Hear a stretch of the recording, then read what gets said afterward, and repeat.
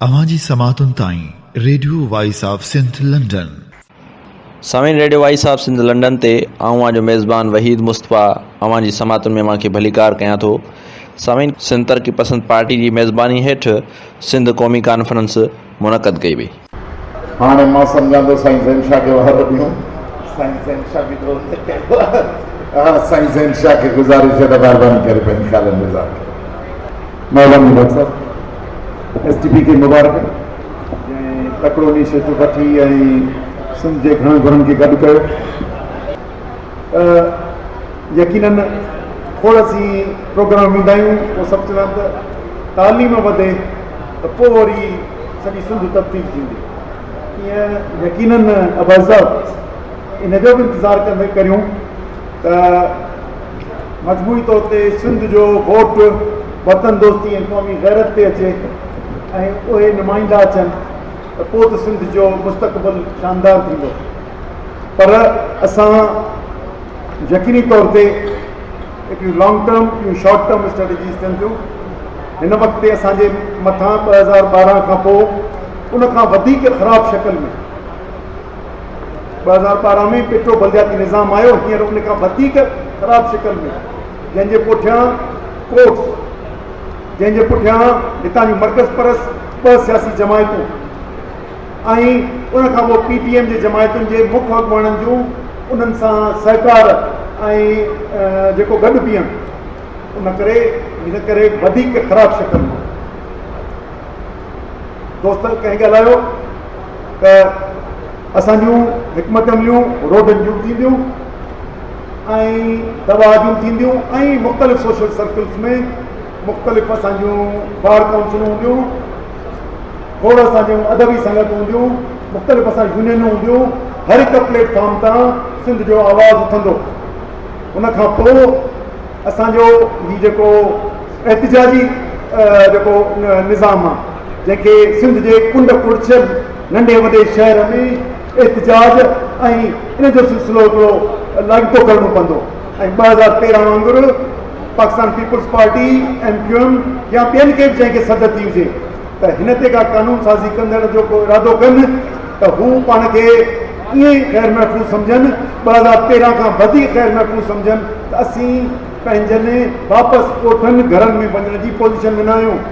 Sindh assembly पंहिंजी हिकिड़ो ॾींहुं बि पंहिंजी कार्रवाई सिंध दुश्मनी कंहिं एजेंडा ते न हलाए सघे, उन नमूने जो थ्रेट पब्लिक प्रेशर जे ज़रिए डेवलप करणो पवंदो। हिकिड़ी इहा ॻाल्हि। मामिलो जेकॾहिं तफ़सील मञूं त ज़ुल्फ़िकार सॾु कराए पिए, ॿियनि दोस्तनि बि ॻाल्हायो, सोच जो मामिलो आहे।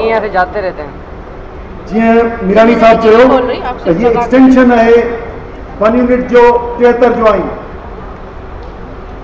हिकिड़ा माण्हू जेके असांजे क़ौमी वहदतुनि जे इनकार कनि था, असांजो आइन उनजो इनकार करे थो, उनजी मर्कज़ परस सियासी जमायतूं एस्टेब्लिशमेंट सभु उहे जेके आहिनि इन जूं इनकारी आहिनि।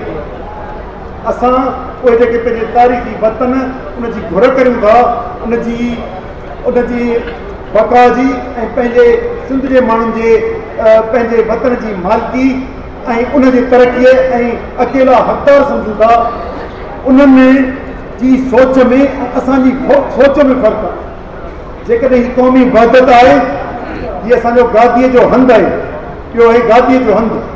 गादीअ जो हंधु जेको थींदो आहे उन ते सॼे सिंध जो यानी सॼे पंहिंजे सूबे जो पंहिंजे वतन जो उन ते हक़ थींदो आहे।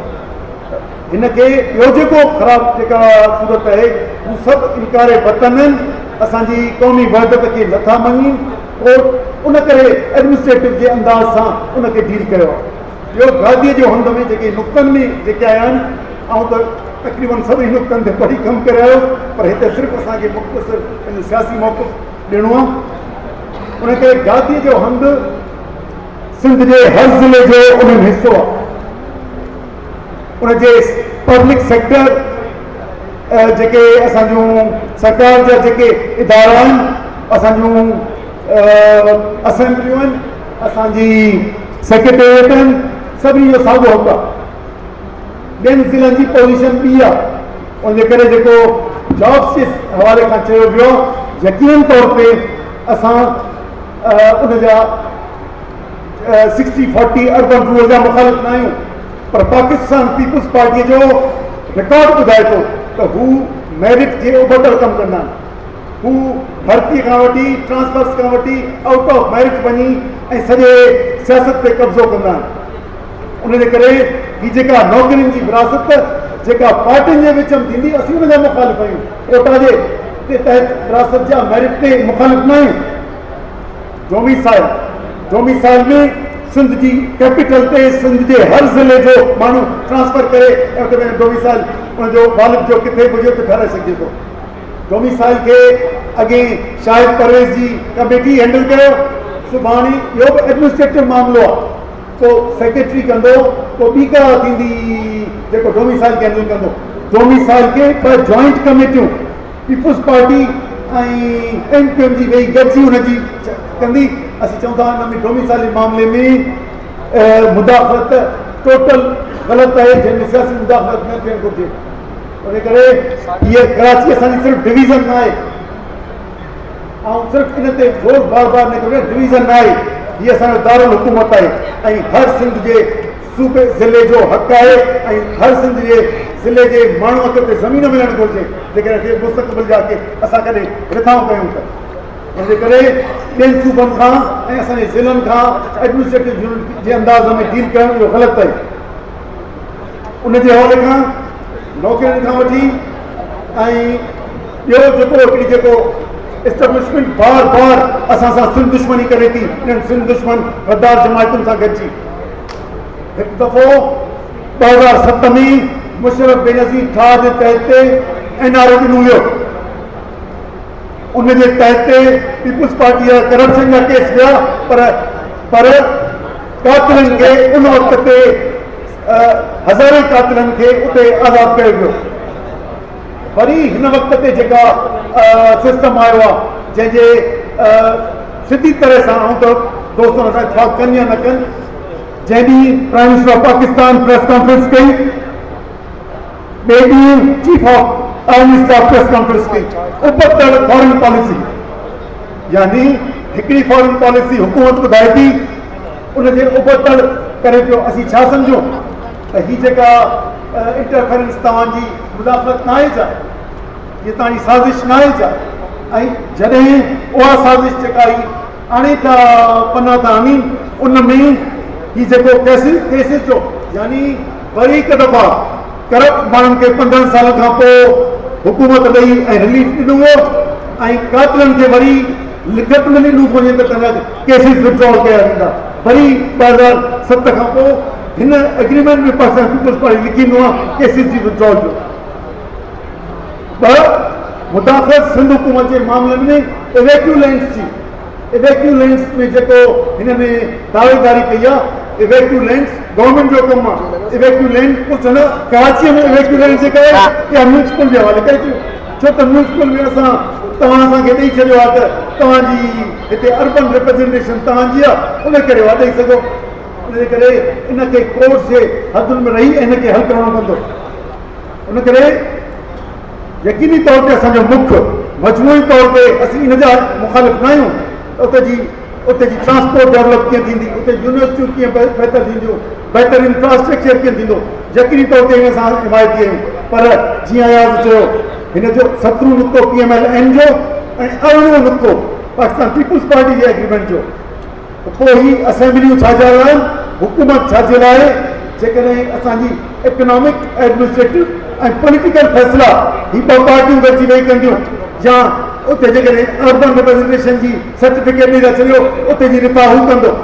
उनजे करे इहो मजमूई तौर ते सिंध दुश्मन मुआहिदो आहे। उन में कुझु नुक़्ता जेके कॉमन इंट्रस्ट जा आहिनि उहे विझी ऐं सिंध जे दुश्मनी जे मुख्य फ़ैसिलनि खे उन में ढकियो वियो आहे। उनजे करे असीं मजमूई तौर ते हिनखे रद्द कंदे असीं ॿी हिकिड़ी शइ जंहिं ते आउं वरी ध्यानु छिकरायां, कोर्ट्स जे मामले में 2012 में कराची दहशतगर्दी केस थियो, उन ते कोर्ट जो फ़ैसिलो आयो, ॿिए ते फ़ैसिलो आयो, उनखे सवेरे ते ॻाल्हाए वियो आहे, उन ते फ़ैसिलो कोर्ट जो आयो त ही गैर कानूनी मनसूबो आहे।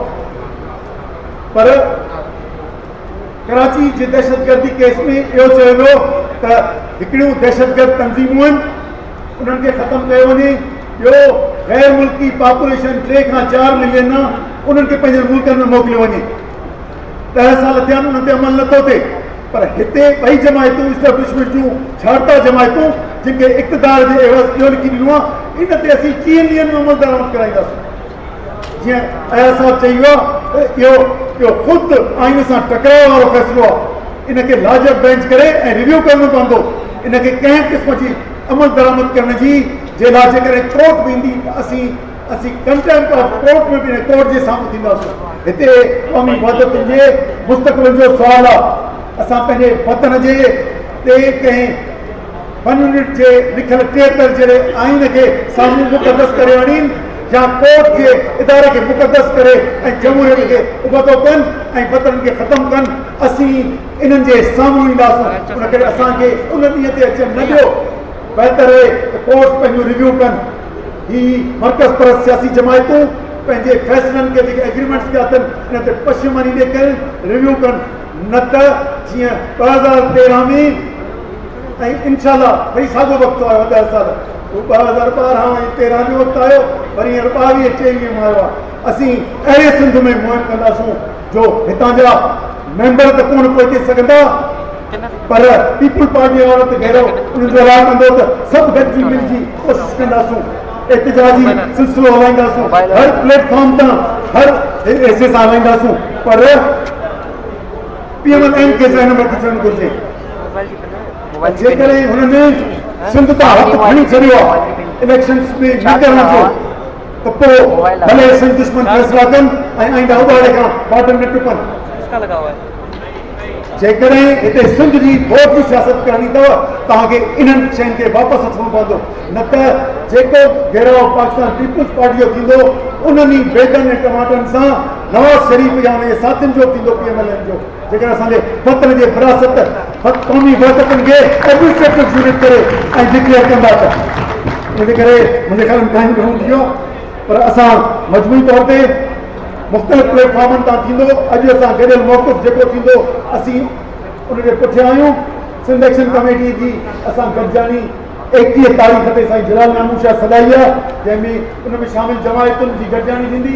उनखां पोइ उनखां ॿाहिरि जेके जमायतूं ईंदियूं, असीं कोशिशि कंदासूं त हीअ तहरीक जीअं डॉक्टर साहिब सर चयो अकेले सिर या 4 जमायतुनि जे वस जी ॻाल्हि कान्हे। मजमूई तौर ते सिंध जे उन शऊर जी ऐं उन मोबिलियत माण्हुनि जी जदोजहद आहे जेके पंहिंजे वतन जी सभु दिफ़ा करणु चाहींदा। हर हिकु नंढड़ी तंज़ीम, फ़र्द, आलिम, वकील उनखे गॾे असीं जदोजहद कंदासूं। एक्शन कमेटी में रखंदासूं त रहियल जमायतुनि सां राब्ता करे ऐं पोइ गॾियल हिकमत अमली करे ऐं हितां जी तहरीक अनाउंस कनि। महिरबानी जी। महिरबानी सैयद ज़ैनशाह साहब। अवां जी समातुनि ताईं radio voice of Sindh London.